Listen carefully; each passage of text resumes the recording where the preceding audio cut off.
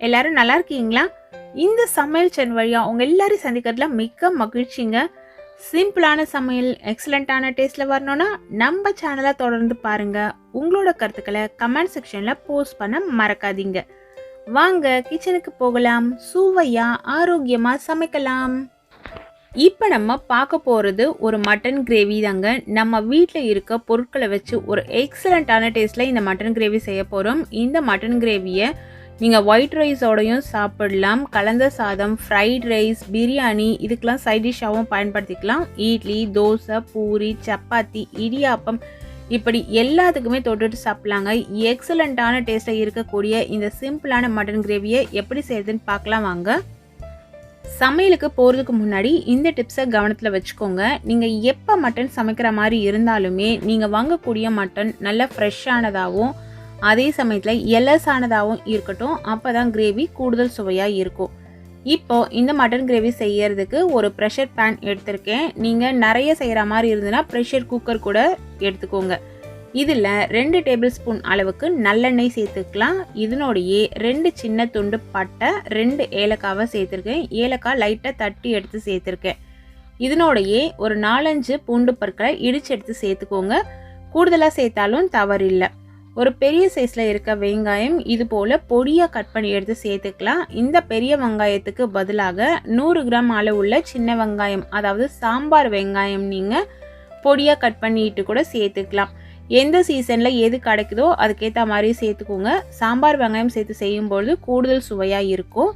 இதனோடையே இஞ்சி பேஸ்ட்டு சேர்த்துக்கலாம். இஞ்சி பூண்டு சேர்த்து நீங்கள் பேஸ்ட்டு வச்சுருந்தீங்கன்னா அதை கூட சேர்த்துக்கலாம். நான் ஆல்ரெடி இதில் பூண்டு சேர்த்துட்டேன். அதனால 1 டீஸ்பூன் அளவுள்ள இஞ்சி பேஸ்ட்டு சேர்க்குறேன். சேர்த்து இதை லைட்டாக நம்ம வதக்கி விட்டுடலாம். கலர்லாம் மாறி வந்திருக்கு பாருங்கள். இந்த சமயத்தில் ஒரு மீடியம் சைஸில் இருக்கிற தக்காளி, நல்ல பழுத்த தக்காளியை இதனோட சேர்த்து வதக்கணும். தக்காளி நல்லா பழமாக இருந்தால் கிரேவிக்கு அது சுவையை தூக்கி கொடுக்கும். அதே சமயத்தில் தக்காளி நிறைய சேர்த்துற வேணாம், புளிப்பு சுவை நமக்கு அதிகமாக தெரியும். அதனால் இப்போது 1/2 கிலோ அளவுள்ள மட்டன், சாதாரணமாக நம்ம எல்லா பீஸுமே கலந்து வாங்குவோம் இல்லைங்களா, எலும்பு, கொழுப்பு, அப்புறம் கறி இருக்கிற மாதிரி பார்த்து வாங்குவோம். அது போல் நீங்கள் வாங்கி சேர்த்துக்கலாம். அப்படி இல்லை உங்களுக்கு எலும்பாக தான் வேணும் அப்படின்னா கூட நீங்கள் வாங்கி சேர்த்துக்கலாம். ஆக மொத்தம் 1/2 கிலோ அளவுள்ள மட்டன் இதில் நான் சேர்த்துருக்கேன். சேர்த்து இதை லைட்டாக நம்ம கலந்து விடலாம். தண்ணிலாம் சேர்க்கறதுக்கு முன்னாடி இந்த மசாலாவோடு சேர்த்து கலந்து விட்டுக்கோங்க. தக்காளி குழைவாக வேகணும் அப்படிங்கிற அவசியம் இல்லை. நம்ம சேர்த்துட்டு ஒரு முறை கலந்து விட்டுட்டு உடனே நம்ம மட்டன் சேர்த்துக்கலாம். ஏன்னா இது எல்லாத்தையும் சேர்த்து நம்ம ப்ரெஷர் குக் பண்ண போகிறோம். அதனால இது குழைவாக நமக்கு வதங்கணும் அப்படிங்கிற அவசியம் இல்லை. இப்போ இந்த எண்ணெயோடு சேர்ந்து நல்லா கலந்து வந்துருச்சு. இதில் ஒரு 1/4 டீஸ்பூன் அளவுள்ள மஞ்சள் தூள் சேர்த்துருக்கேன். அதற்கு பிறகு இதில் குழம்பு மிளகாய்த்தூள் சேர்க்கிறேன். நம்ம வீட்டில் குழம்பு செய்கிறதுக்காக மிளகாய்த்தூள் அரைச்சி வச்சுருப்போம் இல்லைங்களா, அந்த குழம்பு மிளகாய்த்தூள் 4 டேபிள் ஸ்பூன் அளவு சேர்க்கிறேன். உங்ககிட்ட இந்த தூள் இல்லைன்னா எப்படி தனியாத்தூளும் மிளகாய் தூளும் சேர்க்கணும் அப்படிங்கிற அளவு நான் பிறகு சொல்கிறேன். தேவையான அளவு உப்பு இதில் சேர்த்துடலாம். அந்த மட்டன் நான் அலசி வச்சுருந்தேன் இல்லைங்களா, அந்த தண்ணி இருந்தது, அது நல்ல தண்ணி தான், அதாவது சமையலுக்கு நம்ம பயன்படுத்துகிற தண்ணி. அந்த தண்ணியும் இதுலேயே நான் சேர்த்துட்டேன். மட்டனை எப்பொழுதுமே நிறைய முறை வாஷ் பண்ணக்கூடாது. கடையிலேருந்து வாங்கிட்டு வரும்போதே சுத்தமாக பார்த்து வாங்கிக்கோங்க. அதை வீட்டில் ஒரே ஒரு முறை வாஷ் பண்ணிங்கன்னா போதும். அதுவும் நல்ல தண்ணியில் வாஷ் பண்ணி எடுத்துக்கோங்க. அதற்கு பிறகு இதில் இருந்து தண்ணி சேர்த்தேன். இப்போ கொஞ்சம் தண்ணி சேர்த்துருக்கேன். நிறைய தண்ணி சேர்த்துற வேணாம், ஏன்னா வேகும் பொழுது இதுலேயே தண்ணி விடும். அதுக்கு ஏற்ற மாதிரி பார்த்து சேர்த்துக்கோங்க. நம்ம இந்த ரெசிப்பியை செமி கிரேவி கன்சிஸ்டன்சியில் தான் செய்ய போகிறோம். அதுக்கு ஏற்ற அளவு நான் தண்ணி விட்டுருக்கேன். நீங்கள் தண்ணியை பார்த்து அட்ஜஸ்ட் பண்ணி சேர்த்துனீங்கன்னா இதை ட்ரை கிரேவியாக கூட நீங்கள் செஞ்சுக்கலாம். இது கொஞ்சம் சப்பாத்திக்கெல்லாம் கிரேவி நமக்கு நல்லா இருக்கணும் அப்படிங்கிற பதத்தில் நான் செய்கிறேன். இப்போ எல்லாத்தையும் நல்லா கலந்து விட்டாச்சு. ஹை ஃப்ளேம்லேயே இருக்குது. கலருக்காக காஷ்மீரி மிளகாய்த்தூள் 1 டீஸ்பூன் அளவு சேர்க்குறேன். இது ஆப்ஷனல் தான். நீங்கள் விருப்பப்படலைன்னா இது சேர்க்க வேணாம். இதுக்குன்னு கடையில் போய் நம்ம வாங்கவும் வேணாம். அதே போல் மிளகாய்த்தூள் காரம் நீங்கள் உங்களுக்கு தகுந்த மாதிரி பார்த்து போட்டுக்கோங்க. இப்போ நான் சேர்த்துருக்க இந்த காரம் சாதாரணமாக எல்லாருமே சாப்பிடக்கூடிய ஒரு கரெக்டான காரத்தில் தான் இருக்கும். நீங்கள் காரம் ரொம்ப குறைவாக சாப்பிடுவீங்க அப்படின்னா 4 டேபிள் ஸ்பூனுக்கு பதிலாக 3 டேபிள் ஸ்பூன் அளவு குழம்பு மிளகாய்த்தூள் சேர்த்துக்கிட்டிங்கன்னா போதுமான அளவாக இருக்கும். இப்போ இது போல் நம்ம கலந்து விட்டு இது நல்லா கொதிச்சு வர வரைக்கும் வெயிட் பண்ணலாம். எப்பொழுதுமே மசாலா பொருட்களை அப்படியே போட்டுட்டு உடனே ப்ரெஷர் குக் பண்ண வேணாம். இது போல் நல்லா கலந்து விட்டிங்கன்னா அதில் நல்லா ஊறி வரும். அந்த பச்சை மணமும் இப்பொழுதே கொஞ்சம் போயிடும்.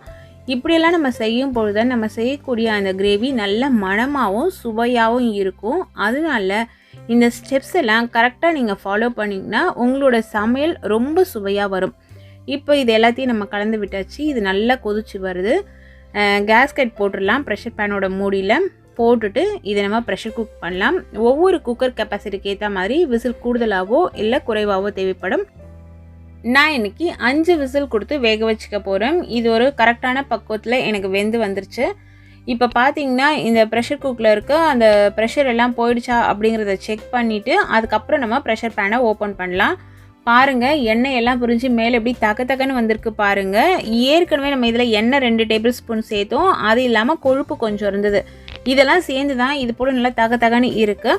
அதுக்கேற்ற மாதிரி நீங்கள் எண்ணெய் பார்த்து சேர்த்துக்கோங்க. கறி ரொம்ப கொழுப்பாக இருந்துச்சுன்னா அதுக்கு எண்ணெய் குறைவாக சேர்த்துக்கோங்க. அது நம்ம வாங்குகிற கறியை பொறுத்து தான். இப்போ ஸ்டவ்வை சுவிட்ச் ஆன் பண்ணிக்கலாம். இப்போது இந்த கிரேவியில் நம்ம இன்னொரு ஸ்பெஷல் பேஸ்ட்டை ஆட் பண்ண போகிறோம். அதுக்கு முன்னாடி இது பச்சை மணம் போக நல்லா கொதிக்கணும். அதனால் ஸ்டவ்வை சுவிட்ச் ஆன் பண்ணிவிட்டு அது கொதிச்சுட்டு இருக்க அந்த சமயத்தில் ஒரு மிக்ஸி ஜாரில் அரை மூடி அளவு தேங்காய் துருவல் சேர்த்துக்கலாம். தேங்காய் துருவி எடுக்கும் பொழுது அதில் இருக்க அந்த கருப்புலாம் இல்லாமல் பார்த்துக்கோங்க. அப்போ தான் நம்ம கிரேவி நல்லா கலர்ஃபுல்லாக இருக்கும். இதனோடையே 2 டேபிள் ஸ்பூன் அளவுள்ள கசகசா சுடு தண்ணியில் ஒரு அரை மணி நேரம் ஊற வச்சுட்டு அதை இதில் சேர்த்துடலாம். முந்திரி பருப்பு ஒரு 10லேருந்து 15 வரைக்கும் நீங்கள் சேர்த்துக்கலாம், உங்களோட தேவையை பொறுத்து. அந்த கசகசா கரண்டியில் ஒட்டிகிட்டு இருந்தது. அதில் இன்னும் கொஞ்சம் தண்ணி விட்டு நான் இதில் சேர்த்துட்டேன். சேர்த்து மைய ஒரு விழு தான் அரைச்சிக்கணும். எந்த அளவு இது மைய விழுதான் அரைக்க முடியுமோ அந்த அளவு அரைச்சிக்கோங்க. முதலையே தண்ணி நிறைய சேர்த்துட்டிங்கன்னா மைய அரையாது. கொஞ்சம் கொஞ்சமாக சேர்த்து இது போல் நல்ல நைஸாக ஒரு பேஸ்ட்டு அரைச்சி வச்சுக்கோங்க. இப்போது கிரேவியும் பச்சை மணம் போக நல்லா அப்படியே கொதிச்சு வந்திருக்கு. மிதமான தீயில வச்சுட்டு நம்ம அரைச்சி வச்சுருக்க பேஸ்ட்டை இதில் சேர்த்துக்கலாம். சேர்த்துட்டு கலந்து விட்டுட்டு திரும்பவும் இதை ஒரு 5 நிமிஷத்துக்கு நம்ம கொதிக்க வைக்க போகிறோம். உப்பு டேஸ்ட்டு பார்த்துக்கோங்க. ஏற்கனவே சேர்த்த உப்பு போதுமான அளவு இருக்காது.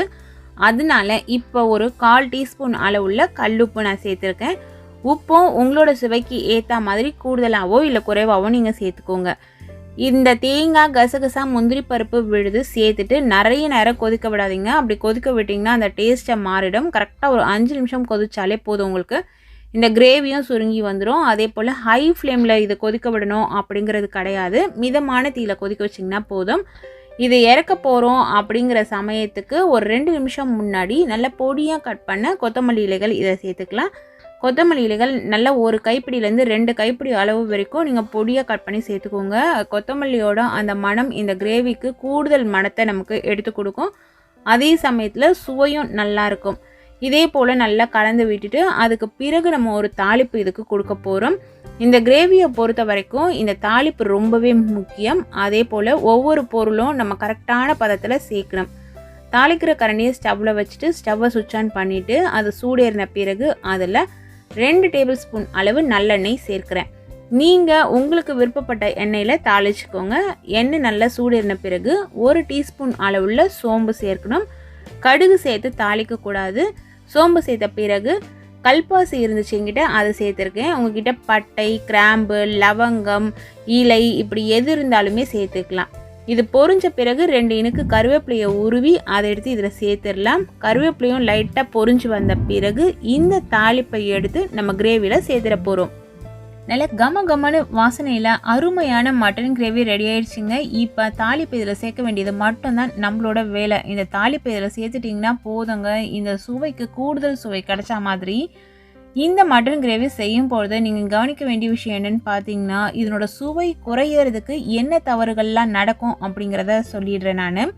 அதாவது மட்டன் கிரேவி செய்யும் பொழுது வேலை ஈஸியாக முடியணும் அப்படின்றதுக்காக இந்த அரைச்ச விழுது இல்லைங்களா, அந்த விழுதை முதலையே சேர்த்துருவாங்க. நிறைய பேர் அந்த மாதிரி சேர்த்து நான் பார்த்துருக்கேன். அப்படி சேர்த்து ப்ரெஷர் குக் பண்ணும் பொழுது இதனோட மணமும் குறையும், சுவையும் நிச்சயமாக நிறையவே குறையும். நீங்கள் அந்த மிஸ்டேக் செய்யாமல் நான் சொன்ன இந்த மெத்தட் படி இந்த மட்டன் கிரேவியை சமைச்சு பாருங்கள். எக்ஸலண்ட்டான டேஸ்ட்டில் வருங்க. அது மட்டும் இல்லாமல் குழம்பு மிளகாய்த்தூள் இல்லாதவங்களுக்கு தனி மிளகாய்த்தூளும் தனியாத்தூளும் எந்த அளவில் சேர்க்கணும் அப்படிங்கிறத நான் சொல்கிறேன். மொத்தமாக நான் 4 டேபிள் ஸ்பூன் அளவு குழம்பு மிளகாய் தூள் சேர்த்தேன் இல்லைங்களா. நீங்கள் தனியாத்தூள் தனியாக தனி மிளகாய் தூள் வச்சுருக்கீங்க அப்படிங்கிற பட்சத்தில் 1.5 டேபிள் ஸ்பூன் தனியாத்தூள் 1.5 டேபிள் ஸ்பூன் அளவு தனி மிளகாய் தூள் சேர்த்துட்டு அதில் 1/4 டீஸ்பூன் அளவுக்கு சீரகத்தூள் 1/4 டீஸ்பூன் அளவுக்கு மிளகுத்தூள் 1/4 டீஸ்பூன் அளவுக்கு சோம்புத்தூள் சேர்த்துக்கிட்டிங்கன்னா கரெக்டாக இருக்கும். அந்த ஃப்ளேவரும் ரொம்ப நல்லா உங்களுக்கு எடுத்து கொடுக்கும்.